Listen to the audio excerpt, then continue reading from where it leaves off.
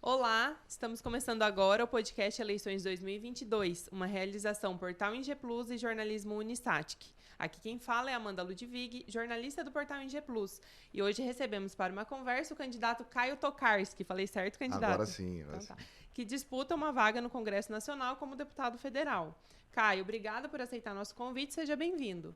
Obrigado, Amanda. Quero agradecer pela oportunidade ao Portal ING Plus, né, um veículo que tem uma abrangência, né, quase toda Santa Catarina, mas muito forte aqui na nossa região sul. Para mim, então, é uma grande satisfação e uma oportunidade, acima de tudo, de poder estar aqui falando um pouco mais desse projeto, né, que é a candidatura a deputado federal, as motivações e o que nós pretendemos fazer, né, se eleitos lá em Brasília. Lembrando que essa entrevista tem a duração máxima de 15 minutos, tempo pré-estabelecido para todos os que passam aqui pelo nosso microfone. Vamos ligar nosso cronômetro a partir de agora e eu já vou emendar a primeira pergunta. Caio, atualmente você é vice-prefeito em Tubarão, reeleito. Por que decidiu concorrer para deputado federal? Bem, Amanda, a tendência natural, quando nós disputamos a reeleição em 2020, prefeito Juarez, que é quem eu faço a parceria, né, desde 2017, quando assumimos a prefeitura, quando tivemos a primeira oportunidade de fazer uma gestão em Tubarão, a ideia natural que as pessoas imaginavam era que o prefeito Juarez fosse renunciar para ser candidato a uma majoritária, a um outro projeto. Em decorrência das inseguranças partidárias, né, e pelo ato da renúncia, é um ato muito forte, é um ato muito duro. E o Juarez entendeu, acho que de maneira muito inteligente e acertada, que era necessário terminar o mandato pelo compromisso, pela continuidade, por tudo que nós estamos construindo na cidade de Tubarão. E nesse sentido, como eu não precisaria tomar essa decisão de renunciar, o vice-prefeito só não pode assumir o mandato de prefeito, o exercício durante o período de 6 meses antes da eleição, e decorrente da ausência de uma representatividade, especialmente da cidade de Tubarão, da região da Murel, né, que acabou, com decorrência do tempo, perdendo o seu espaço, né? Nós não temos um deputado estadual em Tubarão, e muito menos um federal. A última representação da região da Murel na Câmara dos Deputados foi o deputado Edinho Bess. E ele acabou, depois de 4 mandatos, não se reelegendo. E faz falta uma porta. Né? Por mais que a nossa administração em Tubarão seja uma administração de referência, de excelência, que tenha bons resultados, que seja bem avaliada, nós sentimos essa falta de referência lá. Não que os deputados, e quero ser justo aqui, né, que os deputados que são próximos, por exemplo, eu votei no deputado Ricardo Guidi, não tenho dificuldade nenhuma de falar. O deputado Ricardo Guidi foi um deputado muito atencioso conosco, mas a prioridade às vezes não é a nossa região, acaba sendo, e naturalmente, por reciprocidade, a região de Criciúma, e que é importante também. Então, nós queremos somar esse esforço, né? Ter um pouco das nossas qualidades, das nossas características, das nossas referências. Daqui somos próximos, nós temos diferenças, nós temos particularidades, né? Então, somando isso, e também pela minha trajetória, por tudo que a gente já reuniu ao longo do tempo, de conhecimento, de experiência, de entendimento, de saber realmente o que os municípios, que é onde a vida acontece de verdade, eles precisam. Eu quero lutar muito e quero ser um deputado para lutar pelos municípios. Lutar por outras bandeiras, evidente que sim, certamente vamos falar aqui sobre isso também, mas especialmente de dar condições aos municípios, que estão sofrendo muito ainda. Por mais que a situação tenha melhorado de um tempo para cá, especialmente depois da pandemia, os municípios vivem um momento, né, de mais tranquilidade do aspecto financeiro, eu não sei por quanto tempo isso vai perdurar. Essas constantes isenções do combustível, por exemplo, da energia elétrica, essa diminuição que houve, os sacrificados serão os municípios, já estão sendo, e o ano que vem se desenha um ano muito duro para os municípios brasileiros. Então é com esse know-how, com esse conhecimento, com essa habilidade, e aí o Juarez foi muito feliz um dia quando ele me disse que o único mandato que não servia para ele, Juarez Ponticelli, é o deputado federal, porque é um mandato distante, é um mandato de pouco protagonismo, é um mandato de 513, são 513 deputados, é um mandato de muito bastidor, de muita negociação, articulação, de muita burocracia. E eu fiquei prestando atenção no que ele falava, eu falei, esse que me serve. Porque realmente eu não sou, né, um político desse tradicional que realmente tem um protagonismo. Né? Eu sou um cara muito discreto, muito reservado nas minhas coisas, mas muito trabalhador. E penso que todas essas características que o Juarez descreveu que precisa ter lá em Brasília, eu penso que eu tenho e posso ajudar muito né, não só a nossa região sul, mas toda Santa Catarina como seu representante. Eu gostaria que você falasse um pouquinho sobre as suas bandeiras, se tem alguma específica ou você trabalha mais geral? Diante daquilo que eu já coloquei na primeira introdução, muitas das bandeiras que nós vamos defender, eu não vou aqui chover no molhado de falar de pacto federativo, de falar de reforma tributária que o Brasil precisa, de reforma política, que não é possível um país que tenha 40 e tantos deputados, né? Falar sobre fundão eleitoral, que eu sou radicalmente contra, estou usando porque é a única forma que tem vigente hoje de você fazer campanha. E certamente, se eu abrisse mão da minha cota parte e ela voltasse para os cofres públicos, eu até poderia pensar em fazer um gesto que seria um gesto político e um gesto importante. Mas se eu abrir mão, vai para o meu concorrente do meu partido. Então, além de ser sacrificado, eu acabo não aumentando a força de quem compete comigo.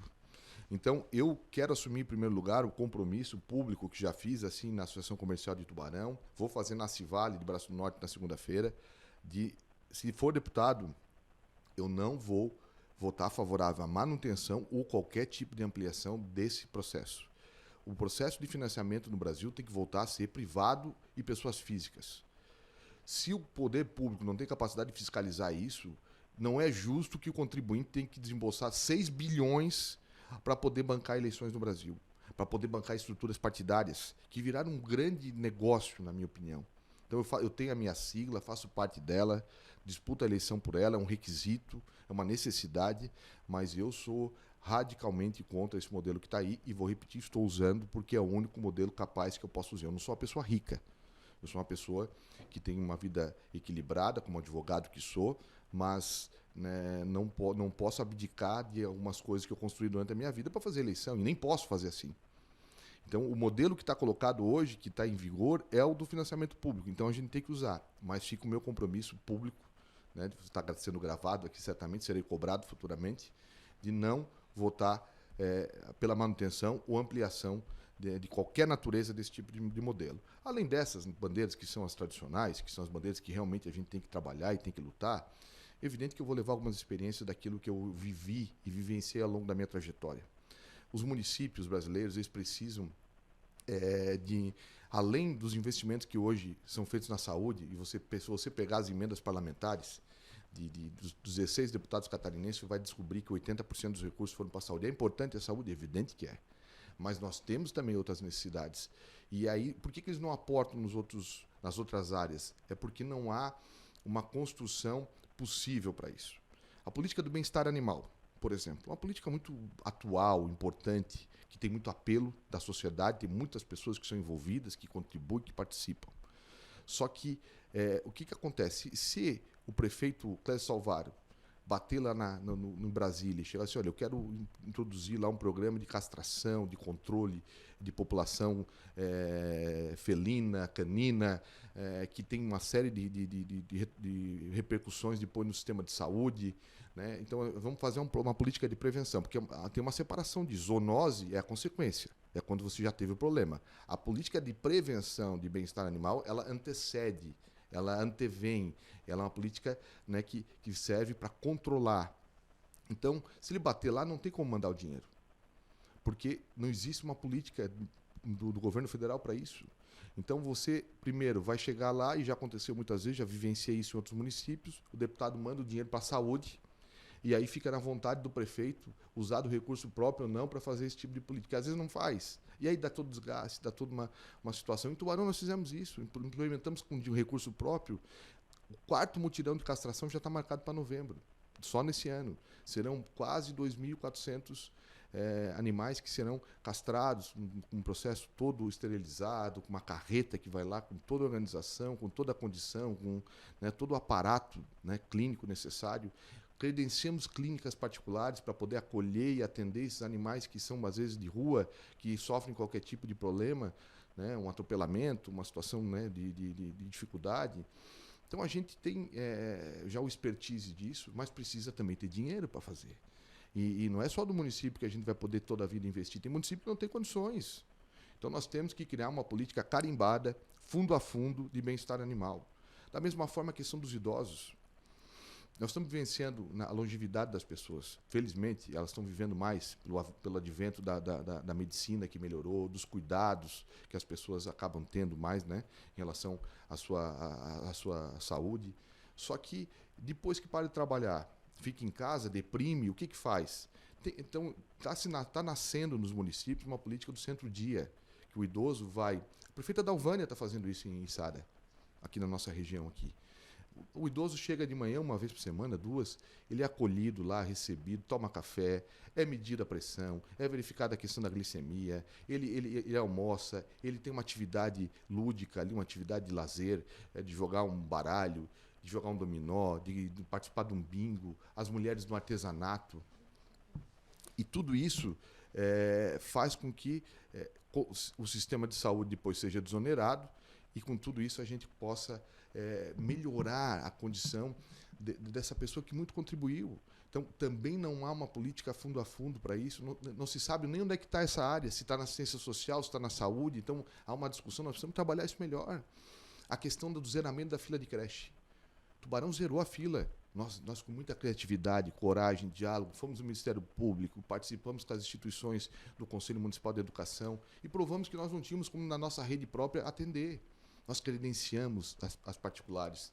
Começamos com 200 vagas, hoje já são 1.800 crianças que foram colocadas dentro do sistema, com um custo de 1/3 do valor do per capita que custa para nós. Só que para fazer isso precisa do quê? De recurso. E nós precisamos introduzir no modelo federal o repasse de recursos para custeio de educação. Não é só investimento. Nós temos prédio, escola, nós temos tablet, mas nós precisamos de mais coisas. Nós precisamos, né, desonerar a estrutura da prefeitura. Uma decisão ontem do STF, que até é motivado por uma decisão aqui de Criciúma, da Madim daqui, que declarou que essa responsabilidade é exclusiva do município. Então, os municípios têm essa responsabilidade, mas precisam do recurso, precisam de condições.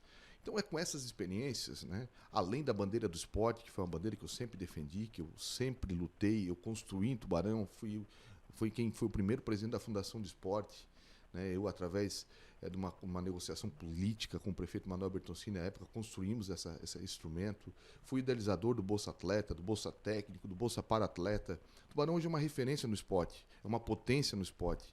Ninguém foi para a Olimpíada, mas nós, ao longo de 10 anos, introduzimos 800 adolescentes, jovens, no programa do Bolsa Atleta. Formou o quê? Cidadãos, fez cidadania, fez disciplina em relação às suas vidas, fez que cuidasse melhor da sua saúde. Então, tudo isso, o esporte é um grande instrumento de investimento. Quem acha que o esporte é despesa está equivocado. Então, eu vou continuar como vice-presidente da Liga Nacional de Futsal, que sou, né, até pela decorrência do trabalho que a gente tem fazendo, vem construindo, ao longo do esporte, ao longo da nossa trajetória, e vou continuar lutando por essa bandeira também. Então, são essas experiências, Amanda, que eu quero levar para Brasília, de quem conhece, de quem sabe da realidade, das dificuldades e das particularidades que cada área tem no nosso país. Candidato, eu queria que você usasse o tempo restante, tens aí 3 minutos, para falar como que, se você for eleito, poderemos ver o seu trabalho refletido no Sul e lá no finzinho mandar um recado para o seu eleitor. Eu quero dizer, Amanda, para aqueles que estão nos acompanhando, aqui nós temos, né, um foco muito maior na região sul catarinense. Evidente que eu sou da região da Murel, que tem como sede a cidade de Tubarão, mas eu tenho caminhado muito aqui pelo sul também, pela REC, pela MESC, e eu vou, se tiver essa oportunidade, construir um mandato que vai ser um mandato transparente, um mandato que as pessoas vão poder interagir, participar, vão poder sugerir. Evidente que não vou agradar a todos, não tenho essa pretensão, porque isso é impossível. Eu vou ter posições e isso eu posso garantir para as pessoas. Não tem morno. Ou vai ser quente ou vai ser frio. Não tem na minha trajetória ficar em cima do muro.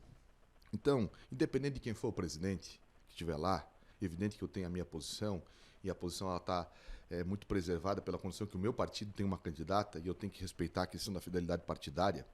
Eu vou estar em favor dos catarinenses trabalhando lá.